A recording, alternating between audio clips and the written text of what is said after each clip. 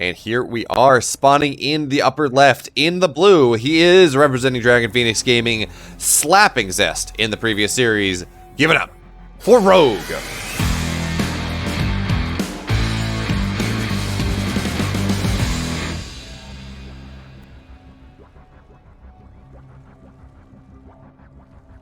And his opponent in the bottom right, in the red, of course, representing the Shopify Rebellion, Micro Jackson himself. He is ByeoMulf.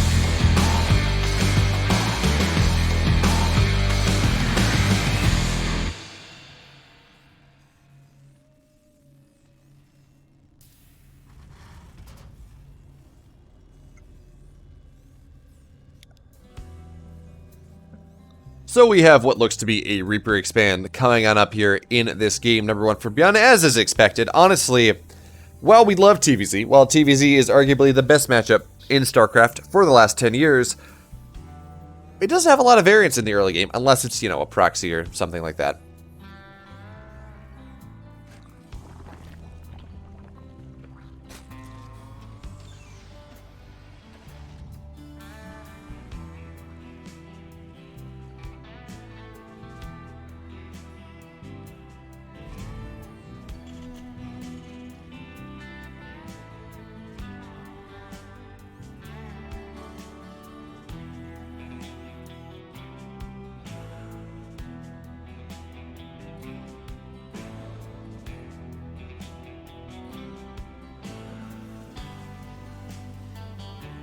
So there we go, 1-1-1, Reaper expand coming on in from ByeoMulf here. He will see that, okay, there's a natural. I don't really have to worry about anything else. I see the creep spread timing, all of that. And this is a game that is old as time at this point. We're gonna have the dance of the Reaper and the Zerglings. Third base is gonna get started by Rogue even before the Reaper shows up, so that's gonna be nice. And we go from here. Now the question really is, what does ByeoMulf want to do? Is that a second factory? No, okay, it's just the first one. So factory on the way, then are we going to see a second factory that he has done on occasion for a blue flame timing? No, it's just going to be a starport. Most likely then, this is going to be some sort of Hellion, or excuse me, some Hellion Banshee thing, because of course, there is no quick third base. And ByeoMulf does like to go with that.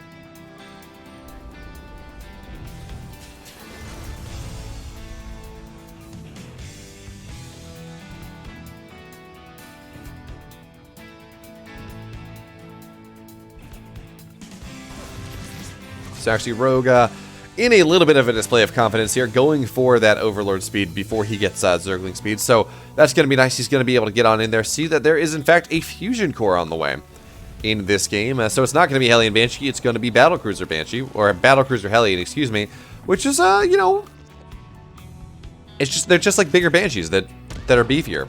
But of course, you know, if you just get enough queens in the right position, it's not too big of a deal. And absolutely, this is something that's going to get scouted. ByeoMulf is going to try his darndest to prevent that from happening, but, well, he's going to see that there is a starport that's going to get a tech lab on it, and he's going to see that, A, there's no cloak, but B, he's going to see the fusion core. So, yeah, that tells him everything he needs to know.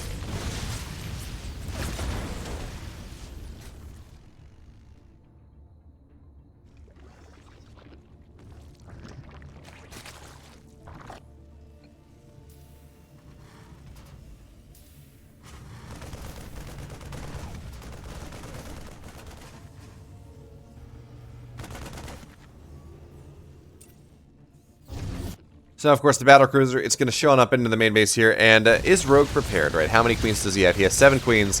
Looks like they are mostly in position here, but a battlecruiser is going to do a good job targeting down a couple workers and not taking too much damage. And this is such a good map for battlecruiser play, by the way, because of the amount of dead airspace that exists. It's really hard to make sure your queens are in the proper position at all times. So we're gonna see a couple more workers go down, I think. But of course, this is just a single battlecruiser tech. This is not 4. This is not. Well, I guess this is not 2. This is not 3. We won't see Yamato in here.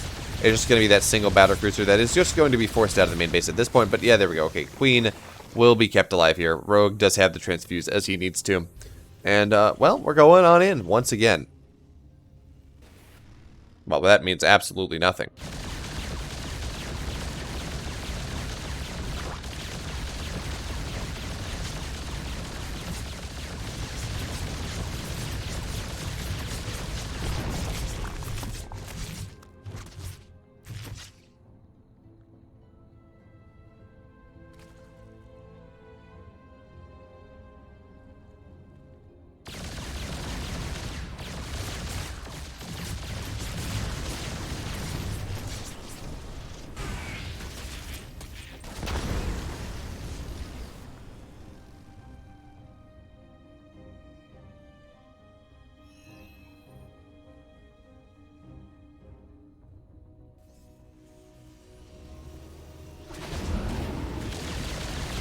So battlecruiser getting a decent amount of workers, you know, 7 workers. That's reasonable. A couple Hellions died too, but no big deal.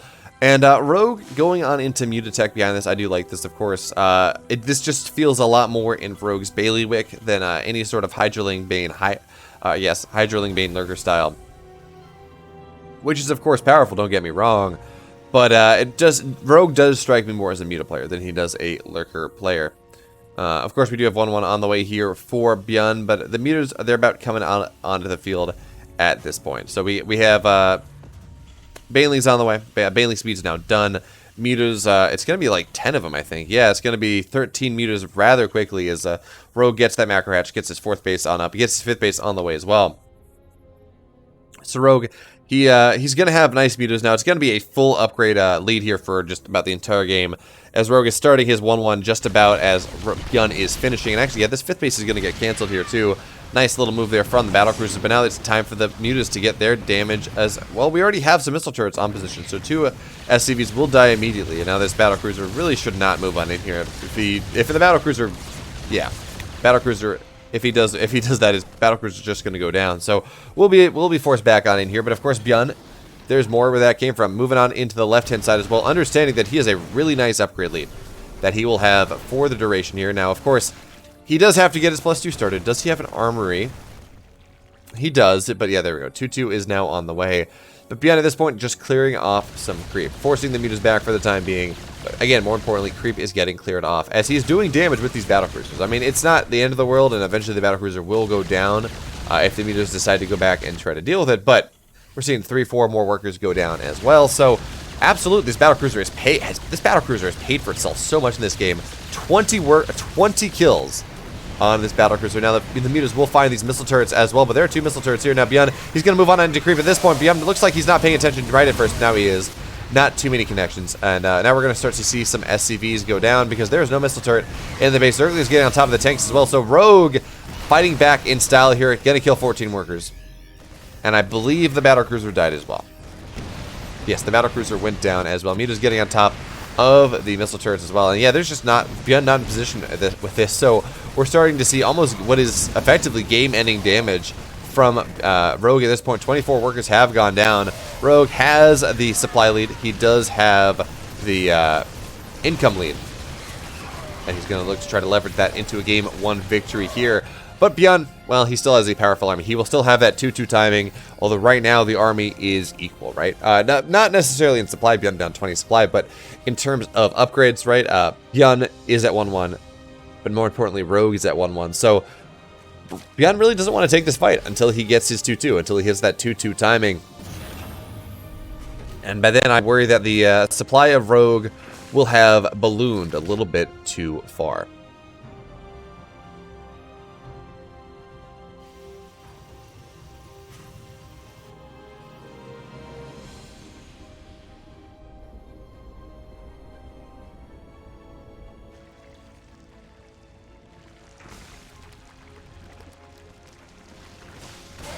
I apologize. It appears that I missed something not getting canceled. Oh, wait, was the 5th? I thought the 5th base was canceled. But anyway, now we do have Thor's on the way, of course. As BeoMulf looking to put himself in maybe a little bit better position to fight this army of Rogue. But again, it's Rogue. He's up 20 army supply and a vastly more supply efficient army. He has a bunch of mutas now. Yeah, the Zerglings, they're going to run on in here, trying to break Rogue. And yeah, this tank positioning is going to be rather nice. And actually going to do a really good job targeting down all of these Banelings. But now the mutas are going to dive on top of that. And now mutas and the one Corruptor are just going to target down as many medevacs as possible. Oh no, BeoMulf. He dove back with the full medevacs. They're just all getting targeted down here. And this is just disastrous for BeoMulf at this point. 200 supply to 140. It's just a bunch of Lingbane Muta, and sure, it's 2-2 versus 1-1, but I'm not convinced that is the story of this game.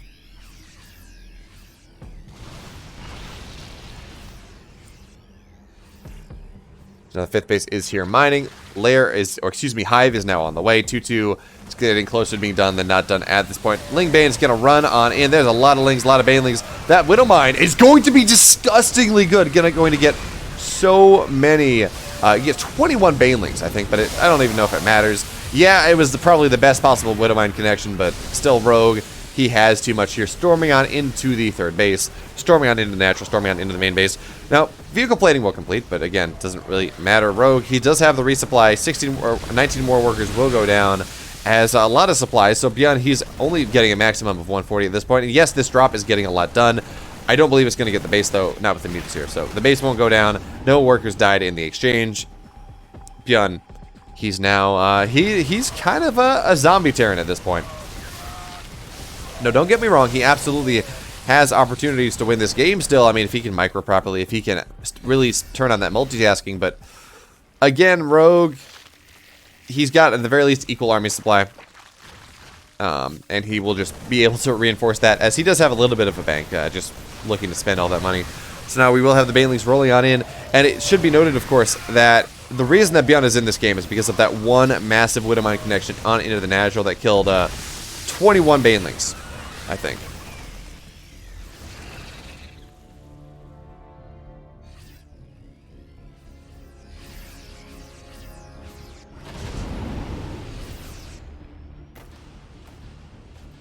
So now BeoMulf is, honestly, he's fighting back into this game really well. Now, the mutas will find these medevacs.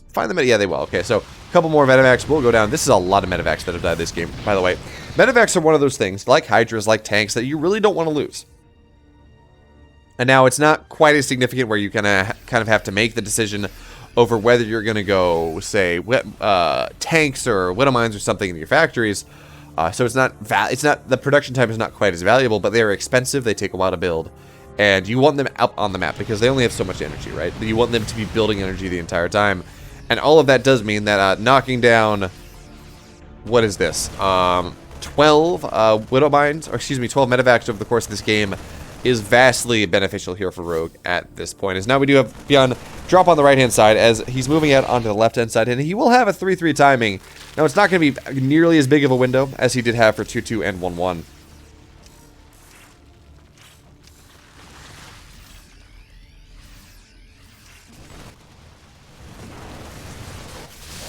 But it is something. Now, the drop on the right-hand side will get cleaned on up here. Now, these first set of Banelings will get nothing done. They're going to roll on in, and they're not going to be all that successful. But now, well, now is time, Rogue's time to go clean this up. Now, BeoMulf's going to take a nice position here behind the mineral line. Target down as much as he can, and yeah, this is a dead Thor. Actually, no, it's not. There's enough room here for the Thor to do it at once, but no, actually, BeoMulf says, I got enough here. He's going to be totally fine. And now he's going to start pushing in on the right-hand side, I believe, as he realizes that there is, in fact, a base that Rogue is taking. And, well, the whole goal is you deny bases, right? That is the game of StarCraft in a nutshell.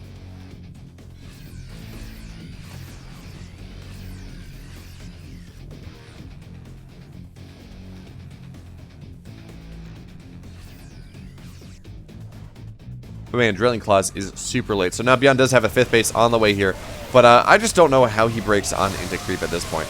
Rogue, he does have a 3-3 just about done. So yeah, BeoMulf does have a brief upgrade time here. It's going to be 3-2 versus 3-3. So that's going to be rather nice. A lot of these Banelings will go down rather quickly. We don't have Ultra Carapace either, so that's going to be one free Ultra, I think. Yeah, one Ultra will go down immediately. And BeoMulf actually with some really good micro, he's going to be able to get on top of this base. So Rogue will lose this base. But at the end, again, though, we have the Meteor Harass going to dive on in there, get a Thor for free. Again, Thors are not cheap. And, yeah, this is just Rogue saying, oh, look, I'm going to lose a base, but, hey, BeoMulf, I have 6 already. I'm not all that worried about it. I'm 2 bases up on you. And I'm going to knock down some of your production. So that's going to be all pretty nice here for BeoMulf. But, of course, the thing we're looking at, as we are always looking at in a ZVT, or a TVZ, is whether BeoMulf is able to max out, right? Because if he's able to max out on about 60 workers, he's going to have 133 supply, army supply, versus the max of just about 113 that Rogue can get. So, well, that's going to be nice, as now we do have Zergling's Baneley going to roll on in. Once again, Baneley's, they're going to try to go on past it, and they're going to make somewhat decent connections. It's not going to be incredible.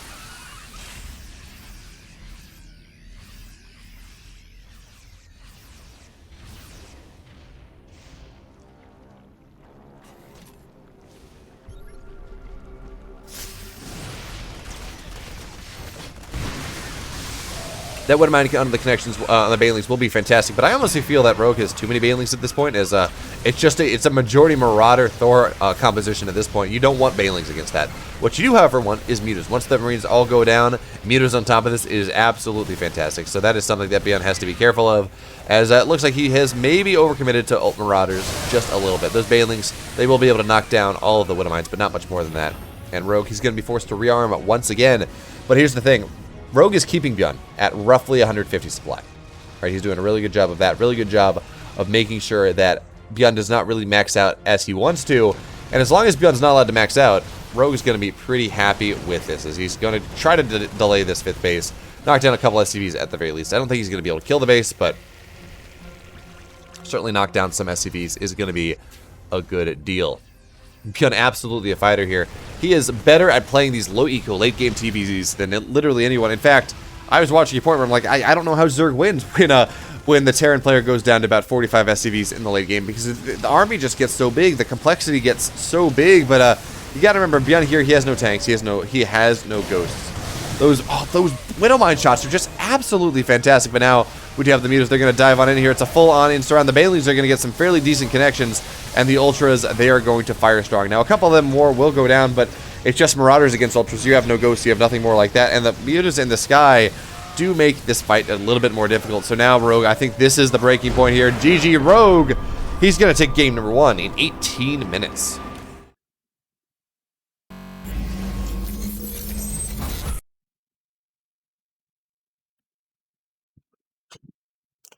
Fantastic game there from Rogue in game number 1. He just really not taking any damage from BeoMulf. That's the big deal. And then he found 2 discrete openings where he got over 10 workers apiece. He got 19 workers, I believe, with the Meteor Harass early on, and then he got another 12, I think, with a run by.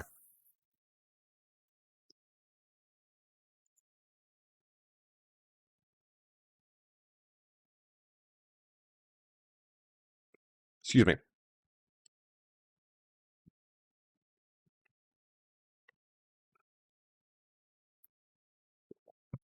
I keep forgetting that we have Observer Plus enabled, because I've done a lot of ESL stuff and there's no Observer Plus for that. So we do have Battle Report, if I ever remember to use it.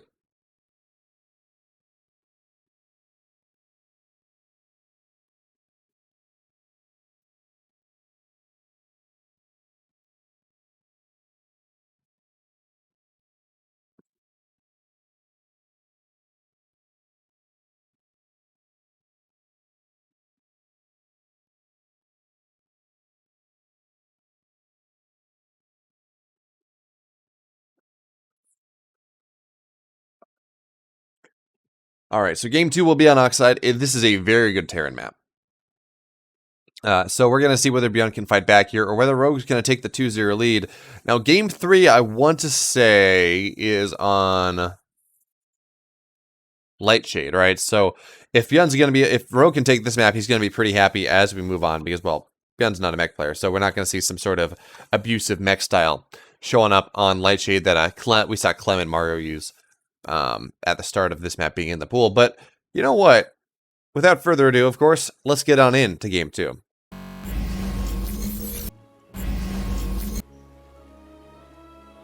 And here we are spawning in the bottom left in the blue. He is representing Dragon Phoenix Gaming, up 1-0 in this best of 5 finals. He is Rogue.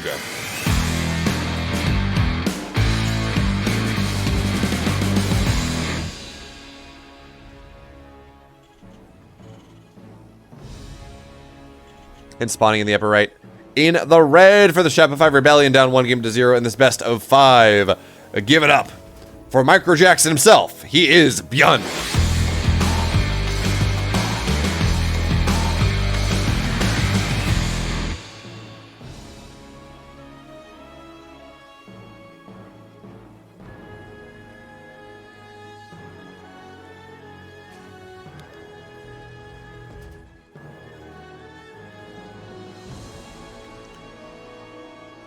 So, you know what? We're going to have to see. I don't really know what BYUN's going to go for. Now, I don't think we're going to see battlecruisers again. I think that was very map specific. Battlecruiser's very good on Death Aura.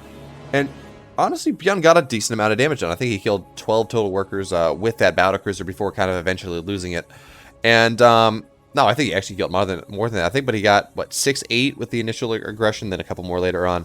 Anyway, it was successful. Now, at the end of the day, it was the fact that Rogue was able to really punch even harder than BYUN had, and fight his way out into the main base, knock out 19 workers, you know, all that jazz, kill off a mineral line, and then it was just difficult for BYUN to really find any sort of momentum.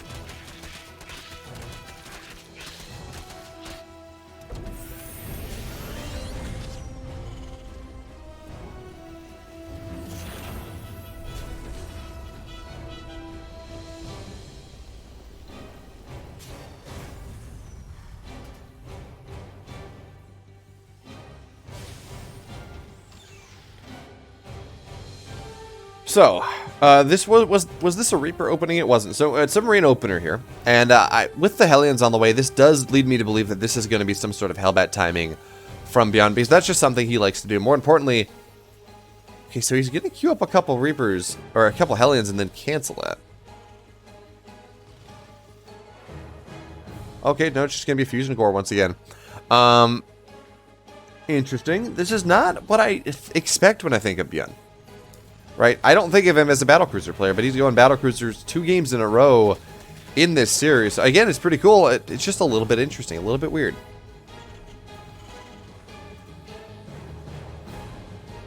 Now, of course, this could be like the Hellbat battlecruiser build, but again, we see Hellions. They were paused to make sure that I guess the Fusion Core could get done when it was. So we're going to see 4 Hellions going up to 6 maybe. Yeah, I think this is going to be Hellbat battlecruiser.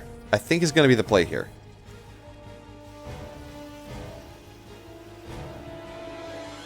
And for those of you that are not familiar, this is a very powerful build. More importantly, though, there is no Overlord speed at this point. Rogue, he's just opting for a more defensive style. And does he have speed yet? Okay, there we go. He does have speed.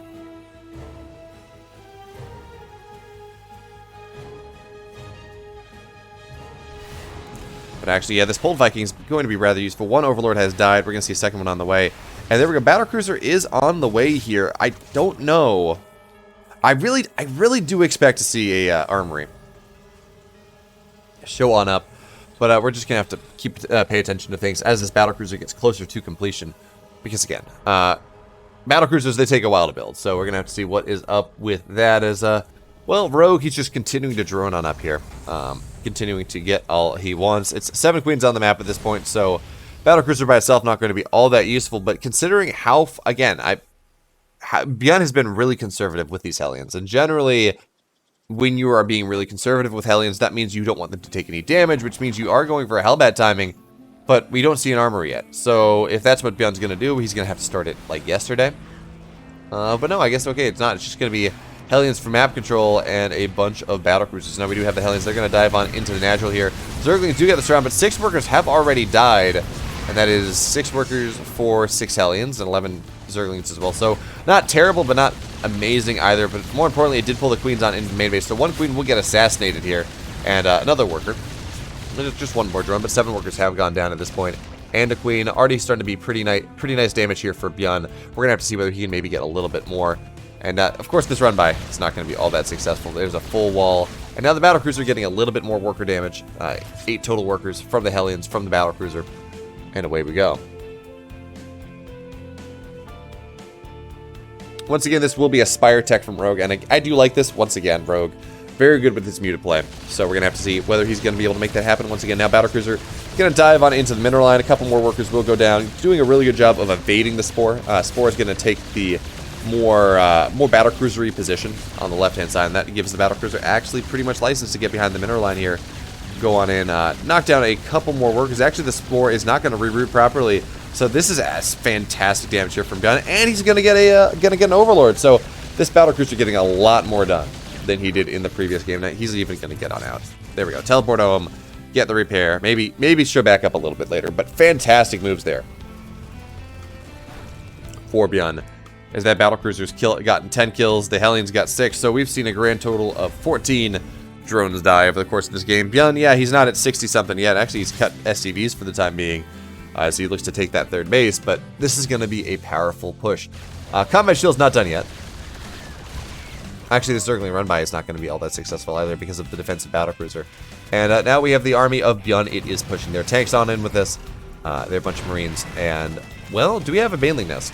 We do, but we don't have any Banelings quite yet. Actually, no, we don't have any Banelings on the map. Marines are being built, so yeah, ByeoN, I think this is just it. There is nothing that can defend this 3rd base. Yeah, 12 Zerglings are on the way, but they're all dead. And yeah, the Mutas, they're going to try to get on top of these tanks, but there's a bunch of stim bio, so good luck with that one. +1 is done in just about 10 seconds as well, so the Mutas are going to try to take this fight with the Queens as well, but the battlecruiser is here as well. So with the battlecruiser, with the Marines, that's going to be a GG.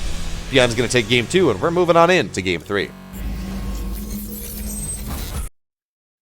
And with that also, we have a Stream Raiders battle. It's going to be 5 seconds. I think that's good enough.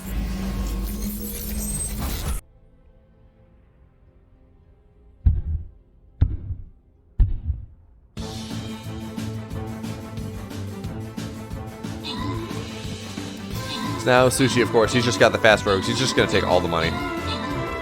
My flying rogue not flying as it should, so that's a bit annoying. Sushi's just going to get a massive gold bounty here.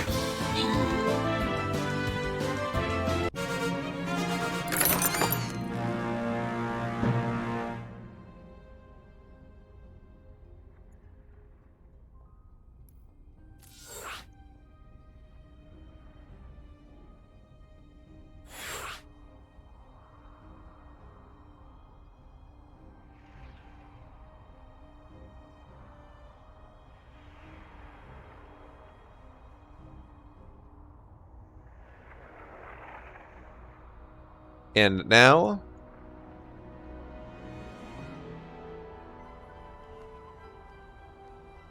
we have game number 3 loaded on up. It will be Lightshade. ByeoN was able to take the game on Oxide, which is, expected.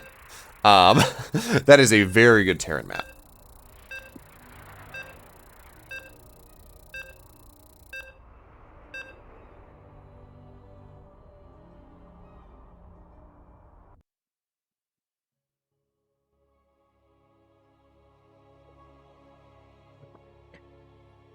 But now it's going to be Lightshade. That's a map that's a little bit more even, and we're going to have to see whether Rogue can strike back or whether ByeoN's going to take pole position here. Give himself a 2-1 lead and look to win this series. Now, of course, this is a best of 5, not a best of 3, so, winning this game doesn't win the series. But, getting a 2-1 lead means you can do something a little bit spicy or maybe do something a little bit more interesting. But now, we're loaded on into game 3. Let's get on into things. Here we are, spawning in the bottom right in the blue, going for a 12 pool here in this game number 3 on Lightshade. Give it up for Rogue.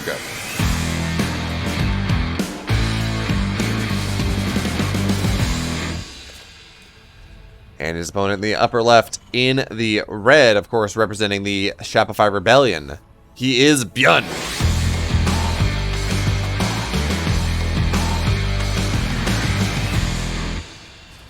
You know, honestly, I don't... Notionally, we would think that Lightshade favors Terran just a little bit, right? Because of the quick rush distance. But, yeah, this is going to be a 19 Roach, or not even 19 drone. This is going to be a 14 drone Roach Ravager all in here. And, who this map favors doesn't really make a difference at this point because, well, it's going to be Roaches and Ravagers. They're going to run across the map. Rush distance will help with that because, of course, Lightshade has the second shortest rush distance after Submarine in the pool. But, yeah, we're just going to see how useful that is going to be. This is just going to be a naked reactor, too. So this is best possible scenario here for Rogue. Now, this will eventually get scouted. There's an SCV scout going on in here. But that scout is only going to show up after the barracks is made. So this is not going to be your earliest possible scout. And all that BeoMulf is going to see is the fact that there are Roaches on the way. Now, let's see. There are going to be about 4 Marines out by the time the Roaches find their way onto the other side of the map here. That is going to have to be enough because it's going to be a spooky moment indeed once Rogue starts moving out on the map at this point. There we go. Factory is on the way behind this, of course. And I would not even be surprised to see BeoMulf cancel that command center because I don't think it stays up.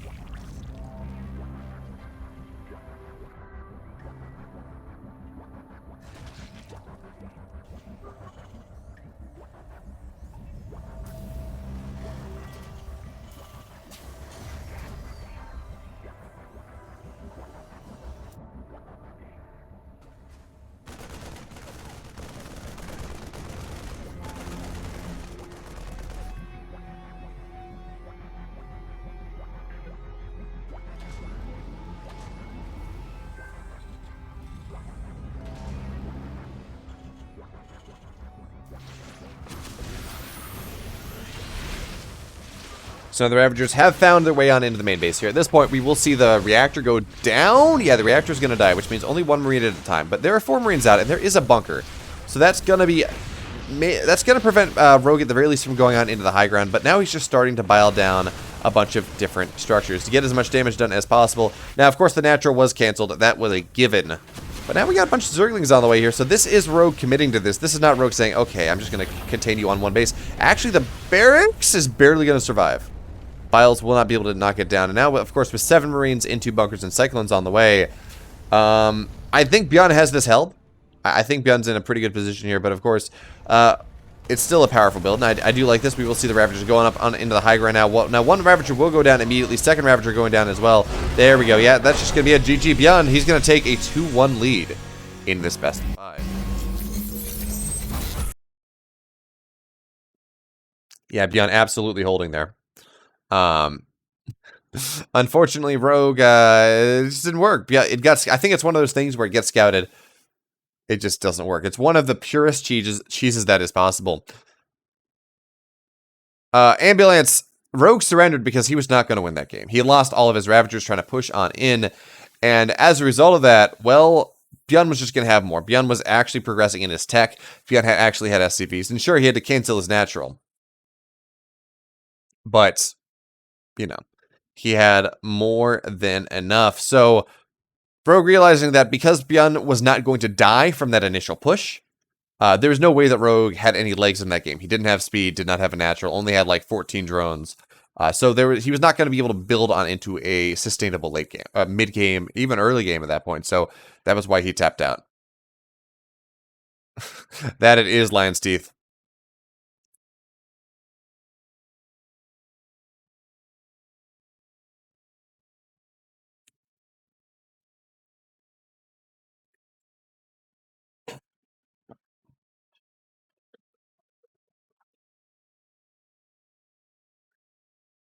Yep, absolutely standard Roach hold there. But now Game 4 will be on Pillars of Gold. And if any of you tuned in for the stream last night, you saw a fantastic 22-minute TVZ on Pillars of Gold. Rogue, that was, of course, Rogue versus BeoMulf Game 2 from a best of 9.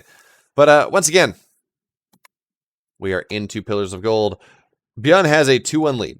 So he's going to be able to maybe take the series right here, right now. But before we figure that out, we're going to have to watch the game in and of itself. We're loaded on in. Let's get on in to game. So here we are, spawning in the bottom left, in the blue, down 1-2. His back against the wall, down, but certainly not out. Representing Dragon Phoenix Gaming, he is Rogue.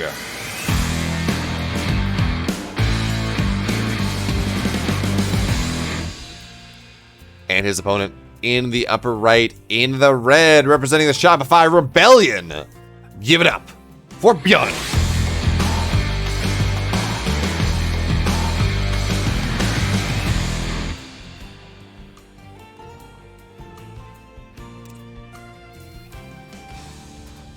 Once again, we got a Reaper Expand coming in here from BeoMulf. And Rogue, there's no 12 pool. Well, actually, was that a 12 pool?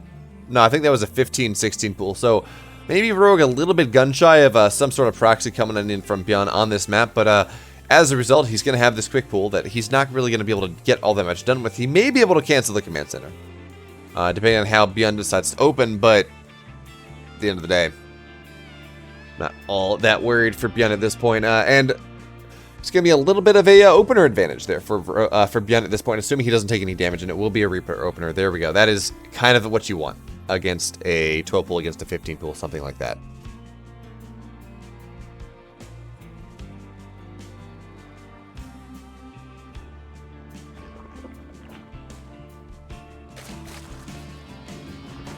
Yeah, I believe this was a 15 pool.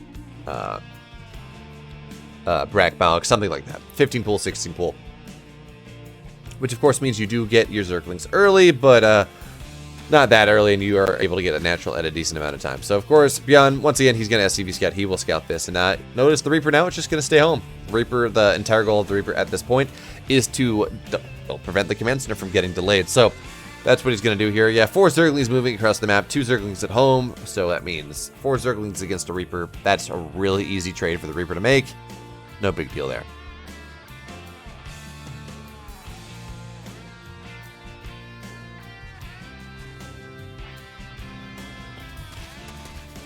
Actually, no, the Reaper did decide to move across the map after all, as BeoMulf was successfully convinced that there was nothing that was going to happen here. So now the Zerglings will find their way on into the main base even.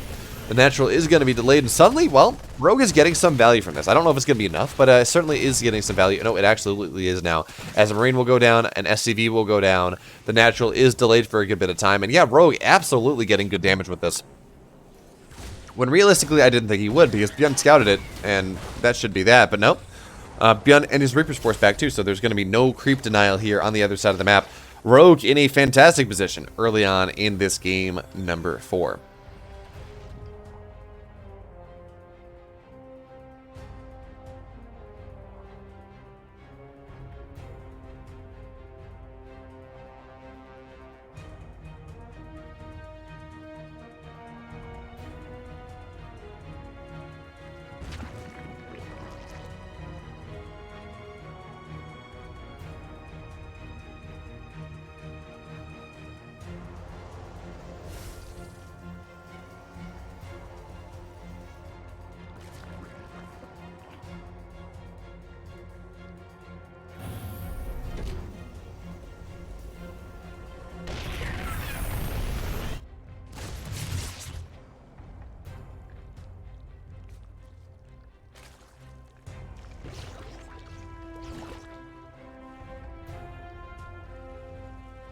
So now we have a bunch of roaches coming on in here for Rogue. Now, I don't think this is not going to be an all-in from Rogue. I think this is just going to be, well, actually 7 roaches now. On 32 workers, this is having a little bit more hallmarks of being a bit of a, yeah, there we go, 8 roaches. So this is more than just defensive roaches that are going to show on up here. Yeah, more Zerglings on the way. This is absolutely Rogue's going to hit a Roachling timing here. He's going to try, but of course, well, it's Banshee play, and Banshees are really good against this build that Rogue has opted for. So I think BeoMulf with the Soul Read is actually going to be in a fantastic position to take this game and to take the entire series. So now we have a Widowmine. He's going to burrow on up, and a bunch of Marines as well. This is very typical of how BeoMulf likes to play, by the way. Get that, kind of hit it, kitchen sink, 6 Marines and a Widowmine in a medevac. Deny some mining, do what they can. And now that Widowmine's going to get fairly decent trades. It's not going to be perfect, but it will be able to be kept alive here. And then what do we have on the other side of the map? Okay, so Hellions are going to be able to scout the fact that there are roaches on the map at this point. But hey, would you look at that? We do have 1 Banshee on the way. One Banshee done, 2nd Banshee on the way here. There will be Cloak as well, so not that it really matters. And now we have the roaches. They're going to try to go on their way through, but actually the Hellions already doing some fairly decent damage here to the roach numbers here. Now, one thing we got to worry about, of course, is how many SCVs die before they're able to find their way up into the high ground. That is, of course, the big deal. So now roaches will find their way up in the high ground here. But we will have 2 Banshees rather soon. And the Biles are going to be nice. That does mean a couple more SCVs go down. 16 SCVs have died. But BeoMulf, he's just on equal count. And there we have it. GG BeoMulf. He's going to be your champion 3-1. As he's going to take top seeding here in the Pink Drip Pylon.